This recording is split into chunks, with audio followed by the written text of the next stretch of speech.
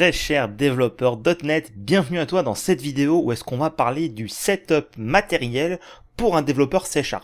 J'aborderai très rapidement la partie logicielle pour la partie OS dans cette vidéo, mais pour le reste, je ne le couvrirai pas. Si tu es intéressé par la notion d'IDE, j'ai fait une vidéo il y a pas très longtemps de cela, où est-ce que je compare les 3 IDE majeurs pour les devs.NET, à savoir VS Code, VS sous Windows et Rider. J'ai dit dans la vidéo pourquoi j'ai omis VS pour Mac, et si la vidéo t'intéresse et que tu cherches à avoir des infos sur quel est le meilleur IDE pour développer en C#, je te renvoie vers la vidéo grâce à la petite bulle là-haut. Alors là, on va parler du setup matériel pour un développeur C#, mais avant de rentrer dans le vif du sujet et que je vous présente mon setup à moi, par rapport à mon activité et que je détaille pourquoi j'ai fait ces choix-là, eh bien, il y a 2 éléments principaux à définir avant de rentrer. Si tu aimes ce que je fais, n'oublie pas non plus de t'abonner, d'activer les notifs et de laisser ton pouce bleu sous la vidéo. Comme ça, en t'abonnant et en activant les notifs, tu seras directement prévenu et tu soutiens ma chaîne. Et avec le pouce bleu sous la vidéo, tu aides au référencement et ça soutient également mon travail. Ça m'incite à faire plus de vidéos et d'avance, je t'en remercie. Alors, on va rentrer dans le vif du sujet, mais avant, il faut d'abord déterminer si vous voulez un setup qui est plus nomade ou plus sédentaire. Donc, pourquoi est-ce qu'on se pose d'abord cette question-là? Eh bien, ça va dépendre de votre activité. Est-ce que vous êtes plus un développeur freelance et que vous cherchez à faire ce qu'on appelle être digital nomade, ou est-ce que vous êtes plus un développeur qui va rejoindre des bureaux? Est-ce que vous pouvez avoir un poste fixe, sédentaire qui ne bougera pas trop? Est-ce que vous êtes dev freelance et que vous faites du travail en mode hybride, moitié télétravail, moitié présentiel? Bref, ce sont les questions à se poser en avance de phase pour choisir le type d'ordinateur, soit un PC portable, soit un PC fixe. Alors dans mon cas, j'ai les deux. J'ai un PC fixe pour mon activité principale de dev en télétravail et j'en ai 2 des PC portables, il y en a un que je veux me séparer, mais j'ai gardé un PC portable pour quand je vais faire par exemple des formations, que je dois me déplacer, eh bien je souhaite toujours avoir un PC portable, c'est logique, je vais pas transporter ma tour, pour avoir les supports PowerPoint, garder une instance de Visual Studio Code ou une instance de Rider pour développer sur mes projets à moi. Donc j'ai toujours besoin des 2 dans mon cas parce que je suis un petit peu, on va dire, hybride entre les 2. Donc ça, c'est la première question à se poser parce que forcément, choisir un PC portable va limiter les possibilités de choisir le matériel qu'on met dedans. Et si tant est qu'on ne le limite pas, ce que j'ai essayé de faire avec un PC portable, justement celui que je veux me séparer, eh bien en fait la problématique qu'on va avoir, c'est que l'espace étant réduit dans les PC portables, avec des grosses configs, on va avoir énormément de chaleur et de ventilation, et donc on est un petit peu bloqué, et en plus je trouve ça beaucoup moins extensible. C'est pourquoi j'ai basculé de mon côté sur un PC fixe, alors ça c'est pas le mien, je précise, mais j'ai basculé sur un PC fixe pour justement avoir la possibilité de l'étendre et d'avoir des composants qui soient beaucoup plus puissants sans avoir besoin de me préoccuper de la chaleur et ainsi de suite. Donc à vous de voir par rapport à ça, moi j'ai pris les 2. Ensuite se pose la question du système d'exploitation, et très bonne nouvelle, depuis .NET Core, donc maintenant c'est quasiment la version qu'on utilise tout le temps pour tous les projets, on peut choisir son environnement, on peut choisir son système d'exploitation sans se préoccuper en disant « Ah ben oui, mais moi je suis .NET, donc Microsoft, donc forcément Windows ». Eh bien non, la seule contrainte qu'on va avoir va être de choisir le système d'exploitation qui va bien pour avoir l'outil de développement qui va bien. Et malheureusement, Linux est un petit peu le parent pauvre dans ce cas-là, parce que exception faite de Rider qui tourne sous Linux, eh bien, on va pas avoir l'embarras du choix. Par exemple, sous Windows, on a Rider, VS Code et Visual Studio sous Windows. Sous Linux, on a Rider et VS Code, et sous Mac, on a Visual Studio sous Mac, VS Code et Rider. Donc en fait, il y a plus de choix sous Windows ou macOS que sous Linux pour l'instant. Alors je ne dis pas que ça va rester comme ça, mais au moment du tournage de cette vidéo, c'est-à-dire en août 2022, eh bien, Linux est un peu le parent pauvre du dev.NET. Ça tourne sous Linux. D'ailleurs, c'est recommandé de faire tourner ces applications ASP.NET sous Linux. C'est même plus performant, paradoxalement, que sous Windows. Mais en termes d'expérience de développeur, eh bien, on va plutôt privilégier Windows ou macOS, ou pour ceux qui aiment Rider, ça tombe bien, ils peuvent choisir librement leur système d'exploitation. À titre personnel, je suis sous Windows. Ça m'est arrivé de vouloir travailler sous Linux parce que j'avais des contraintes de mémoire, ainsi de suite, mais je n'ai pas pu rester très longtemps à cause de problèmes logiciels. Et sous macOS, j'ai Visual Studio Mac et également VS Code, mais mon macOS ne me sert que de machine de build. Donc maintenant que ça c'est dit, que vous avez déterminé, eh bien, je veux un PC nomade ou un PC sédentaire, donc PC portable ou PC fixe, Donc une fois que vous avez déterminé ces points-là, on va rentrer dans le vif du sujet. Donc ce que je vais faire, c'est que je vais vous mettre à l'écran une partie de la config, ce que moi j'ai et ce que je recommande et pourquoi. Alors on va commencer par le cœur du système, le CPU. Moi ce que j'ai aujourd'hui, c'est le Intel i9 12900K qui est peu ou prou le dernier processeur de la gamme i9 de Intel. Pourquoi j'ai choisi Intel i9 12900K? Eh bien, tout simplement parce qu'il me fallait un processeur avec beaucoup de cœurs, et il se trouve que le i9, si je ne me trompe pas, je crois qu'il a 24 cœurs, et ces 24 cœurs, en fait, il y en a une partie qui est ultra performante, une partie qui est plus économe en énergie, donc à la limite ça je m'en fiche un peu, mais c'est surtout que je vais pouvoir utiliser ces cœurs pour les affecter à différents process, notamment des machines virtuelles, on va en revenir juste après sur le sujet des machines virtuelles, et donc il me fallait également de la patate pour tout ce qui est compilation, dans mon Visual Studio sous Windows, ainsi de suite, je voulais pas être limité, donc j'ai pris le processeur le plus haut de gamme. Alors je sais qu'il n'est pas à la portée de toutes les bourses, le point essentiel ici c'est qu'il me faut un process avec beaucoup de patates et pas mal de cœurs. Et d'ailleurs c'est ce que je recommande, un process avec assez de cœurs et beaucoup de patates. Alors pourquoi? Eh bien tout simplement parce que les outils de compilation et les outils de travail .NET, que ce soit Rider ou Visual Studio Windows d'ailleurs, sont assez gourmands en termes de consommation de CPU par rapport à tout ce qu'ils font comme action. Donc c'est mieux de les mettre relativement à l'aise avec un processeur qui est largement assez dimensionné. Et pourquoi je veux assez de cœurs? Non pas que ces outils-là vont maximiser l'usage des cœurs, ils le font un minimum, mais on va pas dire qu'ils vont faire cramer tous les cœurs à 100%.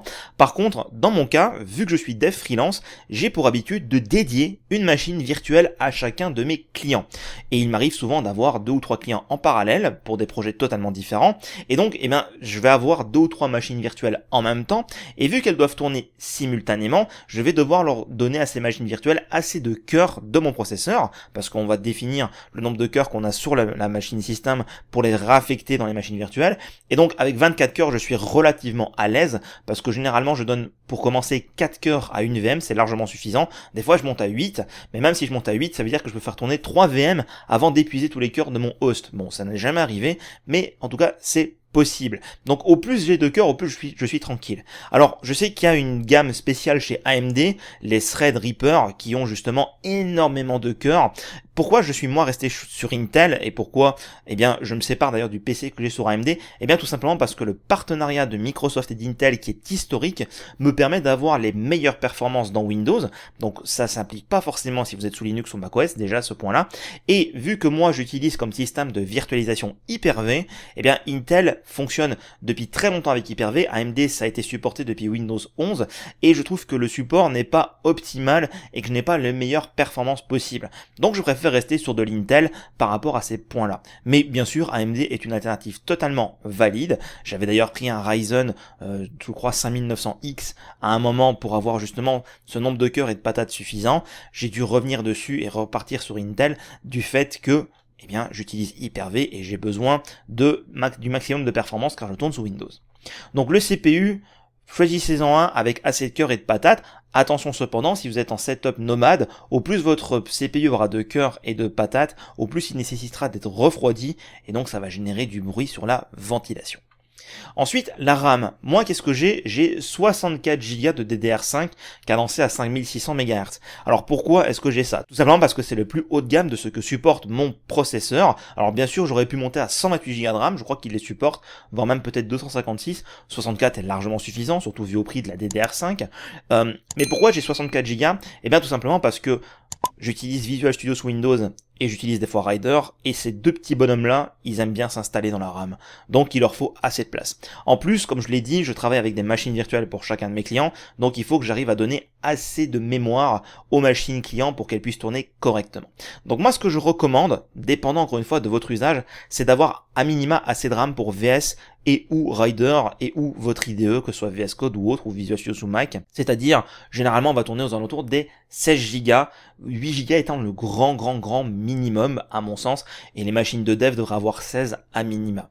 Parce qu'aujourd'hui, avec ces outils-là qui sont très gourmands, si on n'a que 8 Go, entre l'OS et les autres applications, ça va être un petit peu ric-rac, pack, l'IDE va devoir se limiter en termes de consommation et donc ça va avoir un impact sur les performances globales. Donc je recommande assez de RAM, à savoir 16 Go de RAM minimum. Ensuite, si vous êtes un dev mobile, que vous faites du MAUI ou du Xamarin, vous allez avoir des émulateurs Android et potentiellement iOS dépendant de votre setup. Et donc là, il va falloir un peu de place également pour donner les 2, 3, 4, 5, 6 Go de RAM à ces émulateurs-là pour émuler vos applications mobiles. Si vous, comme moi, vous faites des VM parce que vous êtes des freelance et que vous voulez isoler chacun de vos clients, il va falloir vraiment monter la barre à 64 Go minimum pour avoir assez de place pour chacune des VM.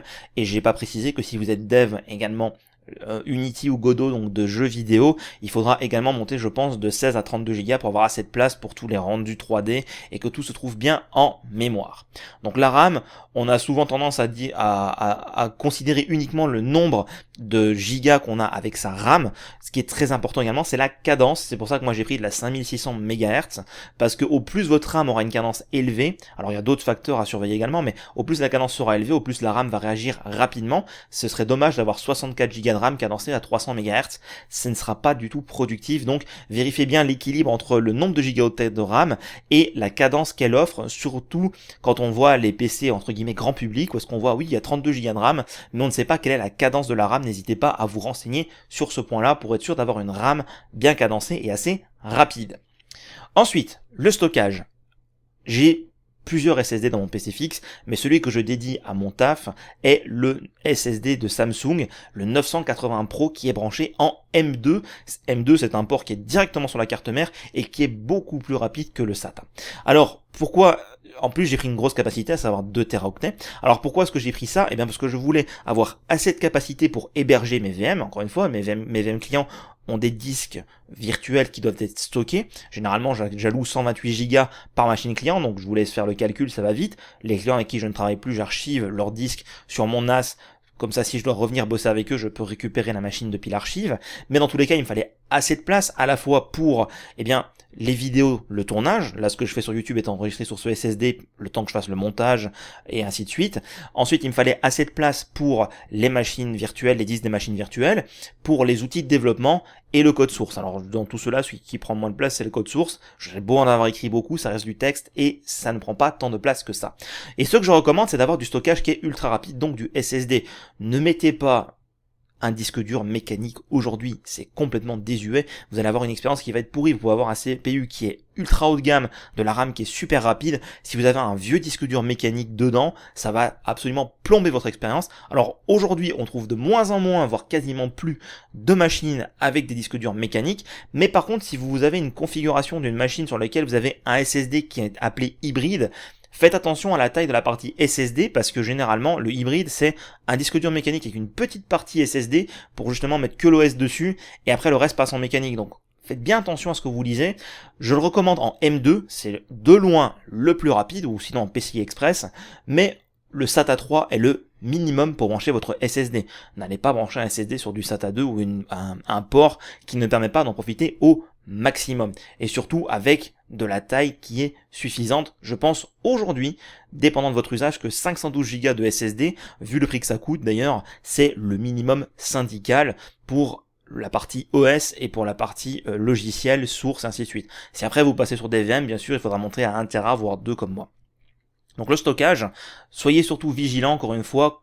Sur les PC grand public, on va vous dire oui, ce PC a 4 Tera de stockage, ok, mais c'est quoi qu'il y a dedans, c'est quoi qu'il y a derrière. Et quand on dit SSD, faites aussi attention aux marques de SSD, elles ne se valent pas toutes. Des fois on a des SSD qui sont no-name, c'est-à-dire sans marque particulière, et on retrouve des SSD avec des performances qui sont toutes pourries, tout simplement parce que les grandes marques, que ce soit Kingston, que ce soit Samsung, que ce soit Crucial, et ainsi de suite, ont des meilleures performances et du meilleur matériel que les SSD, on va dire, no name, qui coûtent pas cher et qu'on vend généralement dans les PC grand public. Encore une fois, n'hésitez pas non plus à vous monter un PC sur mesure, que ce soit portable ou fixe, et à changer éventuellement les pièces qui vous dérangeraient par des pièces de meilleure qualité. La carte graphique, il fallait que je l'aborde. Moi, j'ai une Nvidia RTX 3080. Je recommande pas forcément d'avoir une carte graphique qui soit ultra patate, ultra haute, sauf si vous faites du dev jeu vidéo, bien entendu, parce que là vous allez avoir besoin de calculs en 3D si vous faites un jeu vidéo avec Unity, pour tout ce qui est positionnement, rotation de caméra et tout ça. Il faudra mieux que le simple chipset qui est compris sur les processeurs Intel. Moi, j'ai une RTX 3080, non pas parce que je fais de l'Unity, mais parce que j'aime bien utiliser ma machine également comme machine de jeux vidéo, et sur les derniers jeux qui sont les plus récents et assez gourmands, mais dans l'idéal, en fait, c'est vraiment le point sur lequel vous allez pouvoir faire des grosses économies si votre machine n'est pas destinée à faire du jeu. L'écran, dernière partie de cette vidéo, moi ce que j'ai deux écrans, j'ai un 32 pouces principal qui est ultra large sur lequel je travaille principalement, et un écran annexe de 24 pouces que j'ai positionné à côté pour ouvrir certains outils comme par exemple ma boîte de réception, également Discord ou des fenêtres qui sont entre guillemets secondaires, je les mets sur l'autre écran. Ça me permet également d'avoir pas mal de confort quand je fais des formations à distance, c'est-à-dire que je présente mon écran principal ou l'écran secondaire et ça me laisse l'autre qui est libre pendant que mes étudiants par exemple font des exercices ou autres. Donc deux écrans, pour moi, c'est le minimum, c'est ce que je recommande au minimum, sauf si vous êtes en setup nomade, c'est-à-dire que vous avez un PC portable et vous êtes digital nomade où vous bougez tout le temps. Ça va pas être très pratique de se trimballer avec un écran sous le bras, donc dans ce cas-là, eh bien, vous allez devoir jouer avec les bureaux virtuels. Tous les systèmes d'exploitation dont on a parlé au début ont des bureaux virtuels, mais c'est un peu plus contraignant qu'avoir deux écrans où on a l'info à deux endroits différents. Si vous ne devez avoir qu'un seul écran, peu importe votre setup, eh bien, je vous recommande d'avoir l'écran le plus large possible avec la plus haute résolution possible, car vous pourrez afficher le plus d'éléments possible à l'écran. Donc, si vous ne devez avoir qu'un seul écran en PC fixe, prenez la plus grande diagonale, donc 32 pouces, voire même plus. Et si vous devez avoir un seul écran parce que vous êtes en nomade et en PC portable, n'hésitez pas à prendre un écran qui a une très grande résolution. Généralement, on est sur du 15 pouces sur les PC portables. Le 17 le rend un peu moins portable, donc la majorité des gens aiment bien rester sur le 15, et moi d'ailleurs c'est ce que j'ai fait, je suis resté sur du 15 pouces. Mais n'hésitez pas à aller chercher un peu plus loin que le 1080p, à aller chercher également du 2K, voire du 4K, ça va vous permettre d'afficher plus de trucs. Alors après, il faut avoir une bonne vue, bien sûr, mais vous allez avoir plus de place et plus de confort. Donc ça clôture notre vidéo sur le setup des développeurs C#. Je vous ai présenté un petit peu mon setup à moi. N'hésitez pas à utiliser l'espace commentaire pour parler de vos setups, ça m'intéresse de savoir avec quoi vous travaillez au quotidien, si vous êtes développeur freelance ou si vous êtes développeur salarié, quelle machine votre société vous a mis à disposition, quelle machine vous vous êtes configuré, que vous êtes acheté, est-ce que vous en êtes satisfait ou pas, sur quel OS vous tournez, bref. L'espace commentaire est là pour qu'on en parle. Encore une fois, ce sont les recommandations que je fais à titre purement subjective et personnelle, c'est en aucun cas la seule façon de voir les choses, et ici je donne des conseils quand on me les demande, c'est typiquement le genre de conseils que je donne. Si cette vidéo t'a plu, n'hésite pas à lâcher ton pouce bleu sous la vidéo, à t'abonner et activer les notifs pour être prévenu dès que je poste une nouvelle vidéo. N'hésite pas non plus à utiliser l'espace commentaire pour discuter de cette vidéo-là, ou s'il y a un autre sujet que tu souhaites que j'aborde dans le cadre de mes vidéos YouTube. Et moi, je te dis à bientôt pour une prochaine vidéo autour des techno.net.